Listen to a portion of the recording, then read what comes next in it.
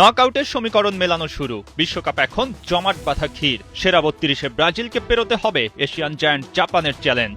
ওদিকে এফ গ্রুপের চ্যাম্পিয়ন নেদারল্যান্ডসের সামনে আফ্রিকান লায়ন্স মরক্কো।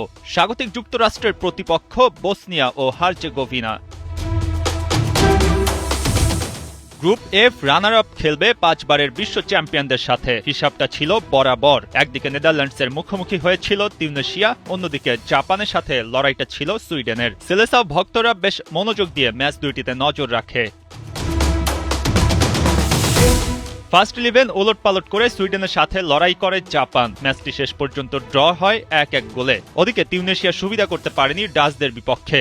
নেদারল্যান্ডস ম্যাচের ৭ মিনিটেই ২-০ গোলে এগিয়ে যায়, আর ওতেই জয়টা আপন হয়ে যায় ডাচদের নামে। পরে তিউনিসিয়া ১ গোল দিলেও নেদারল্যান্ডসের আরও ১ গোলে ৩-১ ব্যবধানের জয়ে শেষ হয় match.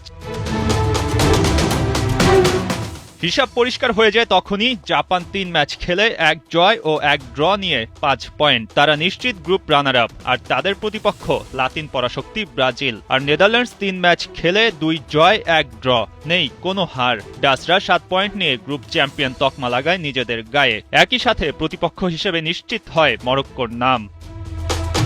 Vision QD mini LED টিভিতে আছে এমইএমসি এবং ডিবিএক্স টিভি সহ লেটেস্ট সব টেকনোলজি। Vision television. আগামী ২৯ জুন রাত ১১টায় যুক্তরাষ্ট্রের হাউস্টন স্টেডিয়ামে জাপানের বিপক্ষে রাউন্ড অফ 32-তে লড়বে ব্রাজিল। ওই ম্যাচে যারা জিতবে তারাই নিশ্চিত করবে পরের রাউন্ড, আর হারলেই সরাসরি বিদায়। লাতিন জায়ান্টদের জন্য মোটেও সহজ হবে না ম্যাচটি। জাপানের হার না মানা মানসিকতা থাকায় এই লড়াই নিয়ে খুব পরিষ্কার প্রেডিকশন করা খুব টাফ।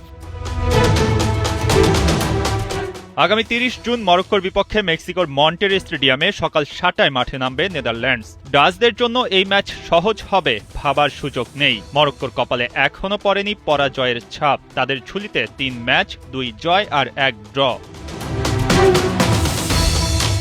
ওদিকে গ্রুপ ডি চ্যাম্পিয়ন স্বাগতিক যুক্তরাষ্ট্র। তুরস্কের বিপক্ষে একেবারে শেষ মুহূর্তের গোলে হারের তেতো স্বাদ মেনে নিতে হয়েছে। যদিও তুরস্ক বিদায় নিয়েছে আগের ২ ম্যাচ হেরে। রাউন্ড অফ 32-তে যুক্তরাষ্ট্রের প্রতিপক্ষ বসনিয়া। গ্রুপ ডি থেকে অস্ট্রেলিয়াও নিশ্চিত করেছে পরের রাউন্ড। কিন্তু লাতিনের আরেক দেশ প্যারাগুয়ে পড়ে আছে 3rd প্লেসে।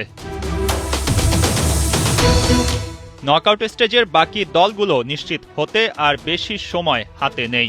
৪৮ দল থেকে এবারের বিশ্বকাপ হয়ে উঠছে ৩২ দলের টুর্নামেন্ট। হবে আরো হাড্ডাহাড্ডি লড়াই, আরো বেশি প্রতিযোগিতা, আরো এগিয়ে যাওয়ার চেষ্টা। সেই লড়াইয়ে জিতবে কারা তা জানার জন্য চোখ রাখতে হবে নর্থ আমেরিকায়। মঈন হাসান, ৭১।